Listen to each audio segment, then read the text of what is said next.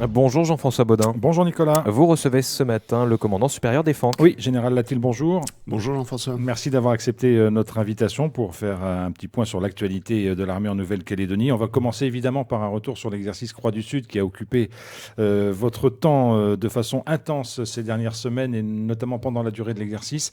De très nombreuses nations participantes. Le bilan global que vous en faites, c'est une réussite. Ça a correspondu exactement à ce que vous attendiez?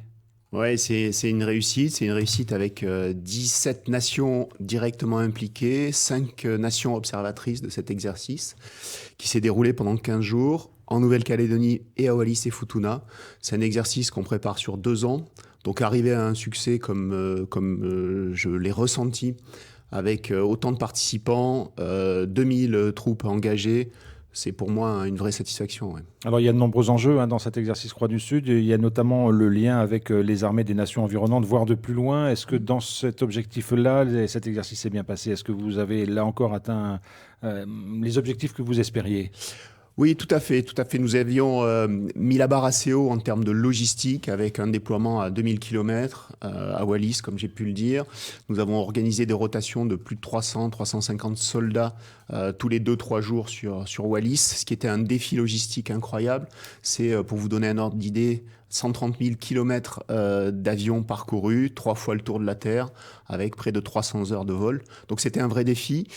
Transporter toutes ces troupes aussi loin dans un environnement très particulier, religieux, traditionnel, à Wallis. Il fallait aussi gérer ce contact avec les populations et associer l'ensemble de nos partenaires. Donc, bien réussi sur ce point. Et ça s'est bien passé à Wallis. Vous êtes très content de la manière dont la population a réagi et dont les forces armées se sont acclimatées d'une certaine façon. Superbe accueil avec des moments très touchants. Je pense en particulier aux Tongiens qui ne pratiquent pas tous très bien l'anglais. Nos concitoyens wallisiens, pas tous très bien le français. Et on a vu des populations qui arrivaient à établir le contact avec les soldats tongiens à travers leur langue maternelle, puisqu'il y a des liens très forts. Ça a été le cas aussi lors de la journée des autorités, où le chef d'état-major de l'armée fidjienne a pu retrouver ses descendants, enfin en tout cas ses cousins, puisqu'il est issu de Wallis. Et nous avions, grâce aux coordonnées qu'il nous avait données, retrouvé ses cousins. Alors, Général Latil, qu'est-ce qu'on fait une fois qu'un exercice de cette nature est terminé? J'imagine qu'on ne le met pas dans un tiroir en disant vivement le prochain. Il y a des retours d'expérience, il y a des bilans qui sont dressés. Quel est le travail que vous menez à la suite de ce déploiement sur le terrain? Effectivement, on en tire un bilan, d'abord en débriefant nos partenaires pour voir ce qui a bien fonctionné pour eux, ce qui peut être amélioré. Et puis nous tirons un bilan plus concret pour préparer le suivant. Donc comme je vous l'ai dit, celui-ci était axé essentiellement sur une logistique aérienne qui nous a beaucoup sollicité, mais qui a très bien fonctionné grâce à l'apport d'avions étrangers, mais aussi surtout français, avec l'A400M qui a une vraie plus-value, qui est de plus en plus présent en Nouvelle-Calédonie. Donc ça change vraiment notre capacité d'intervention au loin. Différents sujets qui peuvent être mis en avant. Je pense en particulier au lien avec les ONG qui a bien fonctionné, mais on veut encore améliorer la capacité à se coordonner avec les bureaux de gestion des risques de nos partenaires, NDMO du Vanuatu, de Fidji. C'est des choses sur lesquelles on va travailler et mieux intégrer le volet affaires étrangères. Le DIFAT australien est intéressé pour travailler avec nous sur ces sujets. Alors, est-ce qu'il y a aussi dans ce type d'exercice des enjeux, j'allais dire, de matériel? On sait que la technologie évolue, que l'armée est dotée de matériel qui évolue aussi, que ce n'est pas forcément le même matériel que les armées avec lesquelles vous travaillez habituellement. Est-ce que cette notion-là est prise de plus en plus en compte et est-ce qu'elle change la nature finalement de votre travail? Oui, alors si on fait un exercice aussi loin avec autant de nations, c'est aussi pour travailler notre interopérabilité. C'est-à-dire savoir tous travailler ensemble avec des moyens de communication qui arrivent à se parler, des logiciels qui traduisent les réalités du terrain, mais que chacun sait manipuler. On a pu tester différents outils sur ce Croix du Sud. J'ai évoqué les avions de transport tactique de nouvelle génération qui permettent de transporter 25 tonnes à Wallis en 3 heures, là où les CASA nous permettaient de le faire 2 tonnes en 5 heures. Mais on a des choses beaucoup plus modernes et très novatrices. Je pense aux drones, aux logiciels de suivi de nos opérations. On a par exemple testé un logiciel de l'armée singapourienne de suivi des opérations de catastrophes naturelles qui a été déployé en Thaïlande et en Birmanie suite au tremblement de terre qu'ils ont vécu et qu'on a testé ici en exercice. Extrêmement utile. On sait en temps réel ce qui se passe sur le terrain avec des photos prises par les opérateurs qui remontent directement en centrale. On a également développé des moyens de suivi de nos opérations en déployant des drones à Wallis, dont les images étaient reportées à Ploum, au RIMAP, et sur le centre opération de Nouméa. Donc des choses très intéressantes. Tout ça fait appel à des technologies satellitaires également.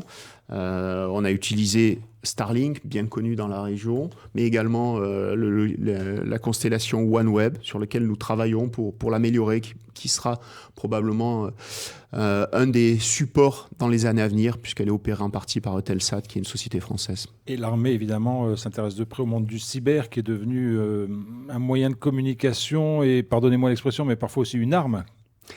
Oui, clairement, c'est aussi très important. Nous faisons des formations dans le cadre de l'Académie du Pacifique sur le cyber, sur la contre-influence, sur la lutte contre la désinformation. C'est des formations qui ont un vrai succès. Nous venons d'en terminer une fin février, avec de vraies surprises pour nos partenaires sur la capacité à détourner des images. Et nous avons fait quelques démonstrations sur la base d'avatars et d'intelligence artificielle où on arrive à créer des interactions bluffantes et à montrer qu'on sait faire parler quelqu'un contre son gré avec des images qui peuvent être réutilisées derrière à des fins de manipulation. Alors cette évolution technologique, vous la testez entre guillemets dans des exercices de cette nature, qui est du secours à la population, en tout cas c'était la base de l'exercice. C'est aussi une manière de savoir comment les utiliser en cas évidemment de conflit ou de guerre beaucoup plus frontale.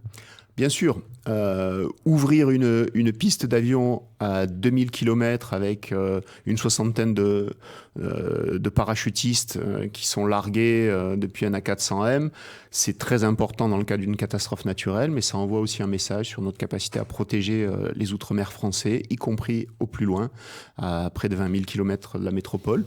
C'est vrai aussi sur les technologies. Nous ne sommes pas dupes. Nous voyons ce qui se passe sur les réseaux. Les manipulations, la désinformation.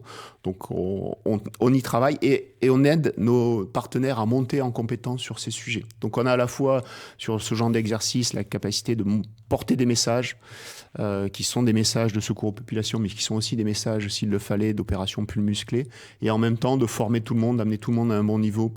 Il ne faut pas être naïf dans le monde dans lequel nous entrons. Général Latil, il n'y a pas que l'exercice Croix du Sud dans la vie des FANC. La vie se poursuit bien évidemment. Quelles sont les autres échéances ou les programmes sur lesquels vous allez travailler dans les semaines qui viennent ? Alors on continue de travailler sur l'Académie du Pacifique. Nous avons formé 240 stagiaires l'année dernière. L'ambition est à plus de 400 cette année dans différents domaines, leadership, formation de pompiers, formation à la cybersécurité. Académie, pardonnez-moi, qui est toute récente. Qui est toute récente, qui a été annoncée par le président de la République en juillet 2023, portée par le ministre lors de la réunion des ministres des Armées ici à Nouméa en décembre 2023. Elle vit, c'est une réalité et comme je vous le disais, nous formons déjà de nombreux partenaires.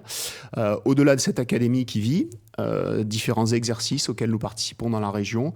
À partir du mois de juillet, ce sera un autre grand exercice organisé par les Australiens, l'exercice Taliman Sabre, qui se tient pour les Français dans la région de Townsville, où nous aurons à la fois des forces arrivant de la Nouvelle-Calédonie sur la base des FANC, et puis des forces qui arriveront de métropole. Nous nous regrouperons à Townsville pour participer à ce grand exercice, 30 000 personnes. Si je regarde un peu plus loin, en septembre, réédition de l'exercice Brunet-Takamori avec nos partenaires du Japon. Ça sera la deuxième fois qu'on le réalise sur le territoire calédonien, après une session réussie en 2023. À chaque fois, c'est l'occasion d'engager d'autres types de troupes. Enfin voilà, ça permet de tester tous les niveaux de l'armée. Exactement, c'est des exercices qui peuvent être sur base de troupes terrestres, mais on le fait aussi assez régulièrement avec nos avions, avec nos bateaux. Là, j'ai évoqué principalement des exercices terrestres. Sur Talisman Sabre, il y aura aussi des avions. Et puis nous avons très régulièrement les missions Pégase qui arrivent de métropole soit directement sur l'Australie, soit en transitant par la Nouvelle-Calédonie pour des exercices de chasse dans la région. Très récemment encore, le porte-avions n'était pas très loin, avec son groupe aéronaval, était dans le Pacifique, avec quelques interactions que nous avons pu avoir avec eux. Général Latil, pour terminer, évoquons la loi de programmation militaire, parce qu'on sait qu'elle a prévu quelques investissements en Nouvelle-Calédonie. C'était pareil en 2023, hein, je crois qu'elle a été adoptée. Où est-ce qu'on en est? Est-ce que ces programmes se déroulent normalement? Est-ce que les événements de l'an dernier ont un peu ralenti les processus? Enfin, où est-ce que vous en êtes? Alors pour la Nouvelle-Calédonie, sur la période 2024-2030, il est prévu, hors le logement de nos familles qui arriveront, elles seront 200 de plus. Il est prévu d'investir 150 millions d'euros, c'est-à-dire 17 milliards de francs CFP. Nous avons passé les contrats l'année dernière de manière significative, entre 3 et 5 milliards. Ce sera encore le cas pour cette année. Et concrètement, les premiers coups de pioche sont lancés dans quelques jours. Ce sera l'ensemble alimentation de l'artillerie avec un ensemble multiservice au cœur de Nouméa qui va être complètement renouvelé. Nous attendions la fin de l'exercice Croix du Sud et à partir de la semaine prochaine, début de ce chantier. Le fameux MES va donc être transformé. Exactement. L'idée, c'est d'avoir 2 ans entre 2 Croix du Sud, puisque nous utilisons aussi ces infrastructures, pour transformer complètement ce MES pour un meilleur accueil de nos familles, un meilleur accueil de nos soldats. C'est vrai aussi à la Tontouta, où nous préparons l'arrivée de nouveaux aéronefs qui remplaceront les Gardians, avions de surveillance maritime, le remplacement des hélicoptères qui nécessite aussi de nouvelles infrastructures. Et un peu plus loin, ce sera une zone technique à Ploum pour le régiment d'infanterie, et puis probablement fin de loi de programmation militaire, horizon 2030, le rallongement des quais de la base navale. Donc tout ça est en cours et suit son déroulement normal malgré ce qui s'est passé l'an dernier sur le territoire. C'est nominal, ça a demandé un gros travail des équipes pour terminer les marchés avant la fin 2024. Ils ont été au rendez-vous et on a pu passer l'ensemble des contrats qui étaient prévus sur l'année 2024. Général Latil, commandant supérieur des Forces armées de Nouvelle-Calédonie, merci beaucoup d'avoir accepté notre invitation ce matin.